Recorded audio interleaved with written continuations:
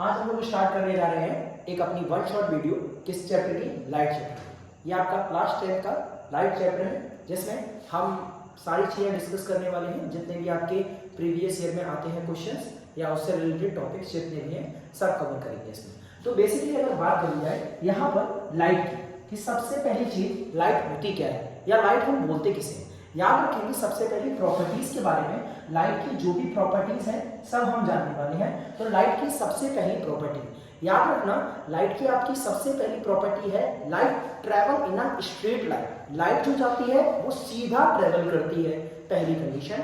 Condition number second, अगर हम बात करें लाइट की डुअल नेचर है, लाइट की दो नेचर है, एक है उसका स्ट्रेट लाइन नेचर और दूसरा उसका वेव नेचर। तो लाइट का याद रखना पहली प्रॉपर्टी है स्ट्रेट लाइन में चलना और दूसरी प्रॉपर्टी हो जाती है लाइट की कि जो लाइट है वो क्या करती है, आपकी इलेक्ट्रोमैग्नेटिक वेव है, ईएम वेव। ईएम वेव का मतलब क्या हो जाता है, ईएम वेव का मतलब इलेक्ट्रोमैग्नेटिक वेव। इलेक्ट्रोमैग्नेटिक वेव यहाँ पर ऐसी वेव्स होती हैं जो इलेक्ट्रिक और मैग्नेटिक फील्ड के बेसिस पे काम करती हैं। अब मैं बात करूं इस जो ईएम वेव है उसकी जो वेवलेंथ रहती है वो क्या रहती है। याद रखना जो हमारी जो विजिबल लाइट की जो वेवलेंथ है वो 4000 एंगस्ट्रॉम से लेकर कहां तक रहती है, 7500 एंगस्ट्रॉम के बीच में रहती है। देखो ये याद रखना एंगस्ट्रॉम क्या है, एंगस्ट्रॉम एक यूनिट होती है किस चीज की, वेवलेंथ। और वेवलेंथ को डिनोट किया जाता है किससे, लैम्डा से, ठीक है। और इसके साथ साथ ये फ्रीक्वेंसी को न्यू से डिनोट करते हैं, जिसको इस तरीके से नोट डाउन किया जाता है, ठीक है। अब सबसे पहली चीज हमने ये जाना लाइट के बारे में। लाइट की और भी कई सारी प्रॉपर्टीज है वो हम धीरे धीरे करके सब डिस्कस करेंगे, जिसमें से दूसरी प्रॉपर्टी आ जाती है क्या, जो लाइट है वो कुछ फिनोमेनास को शो करने का काम करती है, जिसमें से सबसे पहली चीज जो आ जाती है जिसे हम लोग बोलते हैं आपका रिफ्लेक्शन क्या है, रिफ्रैक्शन क्या है एंड एब्जॉर्प्शन क्या है। तो सबसे पहली condition, what do you mean by the reflection. याद रखना भाई सभी लोग, रिफ्लेक्शन का मतलब क्या होता है। रिफ्लेक्शन का मतलब होता है किसी भी रे ऑफ लाइट का एक सरफेस में टकराकर वापस जाना। अगर आप लोग को इसका एक्सपेरिमेंट देखना है तो आप साइंस अड्डा पे सर्च कर सकते हैं, आपका रिफ्लेक्शन का पार्ट, उसमें एक्सपेरिमेंट सारे पड़े हुए हैं, जितने भी एक्सपेरिमेंट है सारे। रिफ्लेक्शन कैसे होता है, किस तरीके का होता है, रेगुलर क्या होता है, इरेगुलर क्या होता है, उसके एक्सपेरिमेंट वीडियोस पड़े हुए हैं। आप यूट्यूब पे सर्च कर सकते हैं साइंस अड्डा रिफ्लेक्शन के नाम से, आपको मिल जाएगा, ठीक है। चलिए तो हमने क्या बोला, रिफ्लेक्शन क्या है। रिफ्लेक्शन का मतलब क्या हो जाता है, सबसे पहली कंडीशन, रिफ्लेक्शन का मतलब है आपका किसी भी रे ऑफ लाइट का बाउंस बैक होना। बाउंस बैक का मतलब टकराना और वापस जाना, क्या जाना, टकराना और वापस जाना। तो इस चीज को हम क्या बोलते हैं, रिफ्लेक्शन। अब जैसे कि एग्जांपल के तौर पे हमारे पास एक कोई सरफेस है, रिफ्लेक्टिंग सरफेस है, जिस पे एक रे ऑफ लाइट गिरी है और गिरने के बाद वापस गई है, तो इस रे ऑफ लाइट को बोलते हैं इंसिडेंट रे, और जो रे टकराकर वापस जाती है उसे बोलते हैं हम क्या, रिफ्लेक्टेड रे। अब याद रखना जो बीच में 90 डिग्री का एंगल बनता है इसे हम बोलते हैं क्या, नॉर्मल। क्या बोलते हैं, नॉर्मल। तो ये आपका क्या हो जाएगा, नॉर्मल। अब ये आपका नॉर्मल है, सरफेस के परपेंडिकुलर नॉर्मल है। तो नॉर्मल और इंसिडेंट रे के बीच में जो एंगल बनता है इस एंगल को हम एंगल आई बोलते हैं, और जो आपका रिफ्लेक्टेड रे और नॉर्मल के बीच में जो एंगल बनता है उसे हम एंगल आर बोलते हैं, ठीक है। अब आगे कंडीशंस की बात कर लेते हैं, क्या क्या है हमारी। नेक्स्ट कंडीशन जो हमारी है उस पे आ जाते हैं। नेक्स्ट कंडीशन ये कि अगर आपसे कोई बोल दे अगर एंगल आई की वैल्यू 50 दी गई है तो एंगल आर कितना होगा, तो याद रखना angle I is always equal to the angle R. Sir कैसे, ऐसे कैसे हम बोल दें, इसके पीछे का रीजन है लॉज ऑफ रिफ्लेक्शन। तो लॉज ऑफ रिफ्लेक्शन की जब भी बात करी जाएगी, लॉज ऑफ रिफ्लेक्शन की जब भी बात करी जाएगी तो सबसे पहली कंडीशन है, पहला लॉ होता है इसका, जो फर्स्ट लॉ है वो क्या है, फर्स्ट लॉ ये कहता है जो एंगल आई है आपका वो इक्वल रहेगा एंगल आर के, मतलब angle of incidence is equal to the angle of reflection. Second law आपका क्या कहता है, सेकंड लॉ ने ये कहा कि यहाँ पर कोई भी आपकी जो इंसिडेंट रे है, रिफ्लेक्टेड रे है और नॉर्मल है, वो तीनों की तीनों एक प्लेन में ही लाई करती हैं।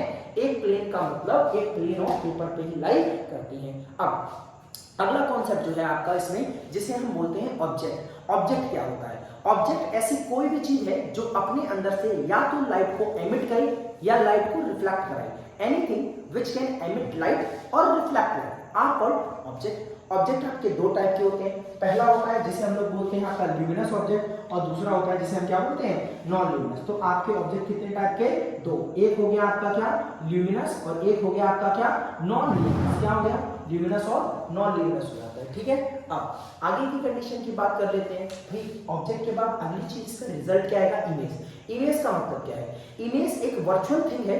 बेसिकली अगर हम बात करें, इमेज दो टाइप की होती है, एक होता है आपका रियल इमेज और दूसरा होता है आपका वर्चुअल इमेज। तो रियल इमेजेस कौन सी हैं, रियल इमेज आपने देखा होगा वो छोटी छोटी जो वॉच आती थी जिसमें हम ऐसे करके प्रेस करते थे तो दीवार की इमेज बन जाता था। ठीक है, तो वो क्या है, उसमें जो इमेज बनती है वो आपकी कौन सी इमेज है, वो रियल इमेज है, जो कहां पर फॉर्म हो रही, एक स्क्रीन पे। तो the images which is formed on a screen are called the real image, and the virtual image are those images which are formed inside the mirror. ऐसी इमेजेस जो मिरर के अंदर बनती हैं उन इमेजेस को हम वर्चुअल इमेज बोलते हैं, और ऐसी इमेजेस जो किसी स्क्रीन पे बनती हैं उन इमेजेस को हम क्या बोलते हैं, रियल इमेजेस बोलते हैं। ठीक है, अब हम यहाँ पर बात करें, ये हमारा कुछ बेसिक कॉन्सेप्ट था। अब हमारी मेन चीज आती है image formation through a plane mirror. Plane mirror की हम पूरी कंडीशन समझने वाले हैं। देखिए भाई हमारे पास यहाँ पर क्या है, एक हमने क्या लिया, प्लेन मिरर लिया। तो प्लेन मिरर में सबसे पहले हमने क्या किया, इसमें कोटिंग कर रखी है पीछे। अब अगर किसी भी ऑब्जेक्ट को हमने इस तरीके से यहाँ पर मान रखा है, तो यहाँ पर मानने के बाद अब इसकी इमेज फॉर्मेशन कैसे होगी। भाई यहाँ से सबसे पहले हमने इस पे रे ऑफ लाइट को परपेंडिकुलर इंसिडेंट कराया। एक क्वेश्चन, बोर्ड का क्वेश्चन बनता है यहाँ से, अगर किसी भी रे ऑफ लाइट को मिरर पे परपेंडिकुलरली इंसिडेंट कराएंगे तो क्या होगा। याद रखना, अगर हम परपेंडिकुलरली इंसिडेंट कराते हैं तो वो उसी पाथ पर बाउंस बैक हो जाती है। ठीक है, और यहाँ पर इस कंडीशन में जो एंगल आई है वो जीरो रहता है, और एंगल आर भी आपका क्या रहता है, जीरो रहता है। ये चीज सभी को याद रखनी है। अब याद रखेंगे सबसे पहले, चलो ये हमें पता है इसमें।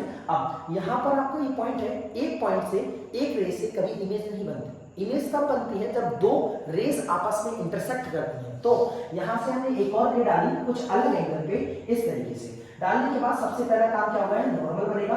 नॉर्मल बनने के बाद वो सेम एंगल पे क्या होगी, रे बाउंस बैक होगी। तो ये एंगल आई हो गया, ये एंगल आर हो गया। हमने देखा भाई ये रे इस तरीके से इधर जा रही है, ये इधर जा रही है, क्या ये दोनों कभी इधर इंटरसेक्ट करेंगी, करेंगे सर, सीधी सी बात है। तो कहां इंटरसेक्ट करेंगे, जाकर मिरर के अंदर। और मिरर के अंदर बनने वाली इमेजेस को ही क्या बोलते हैं हम, मिरर के अंदर बनने वाली इमेजेस को बोला जाता है आपका वर्चुअल इमेज। तो हमने क्या किया, इसे पीछे रिट्रेस कराया। क्या कराया, रिट्रेस। जैसे हमने इसे पीछे रिट्रेस कराया तो एक पॉइंट पर इसकी क्या बन जाती है, भाई इमेज बन जाती है। अगर इधर आपका ऑब्जेक्ट था तो इधर आपकी क्या बन गई, इमेज। तो याद रखना भाई सभी लोग, क्या बोला हमने, याद रखना कि जो आपका ऑब्जेक्ट है और अंदर आपकी क्या बनी है, इमेज। तो इस इमेज को वर्चुअल इमेज बोलते हैं। ठीक है, अब जो आपकी वर्चुअल इमेज है, वर्चुअल इमेजेस की प्रॉपर्टीज, ये सबसे पहला प्लेन मिरर की जो प्रॉपर्टीज है वो हमेशा वर्चुअल इमेज बनाती है। ठीक है, दूसरी प्रॉपर्टी, ये जो इमेज बनती है वो आपकी सेम साइज की बनती है, साइज में कोई चेंजमेंट नहीं होगा। दूसरी चीज, तीसरी चीज क्या हो जाती है इसमें, तीसरा ये कि जो आपकी जो इमेज बन रही है वो आपका एक फिनोमेना शो करती है जिसे बोला जाता है लिटरल इन्वर्जन। लिटरल इन्वर्जन का मतलब हमारे पास एक प्लेन मिरर है, इसके सामने हमने एक एफ लेटर रख दिया तो इसकी जो इमेज बनेगी वो उल्टा एफ में बनेगी। तो इस फिनोमेना को बोला जाता है literal inversion. The literal inversion is a phenomena in which the left side appear in the right and the right side appear in the left. ठीक है, इस फिनोमेना को हम क्या बोलते हैं, लिटरल इन्वर्जन।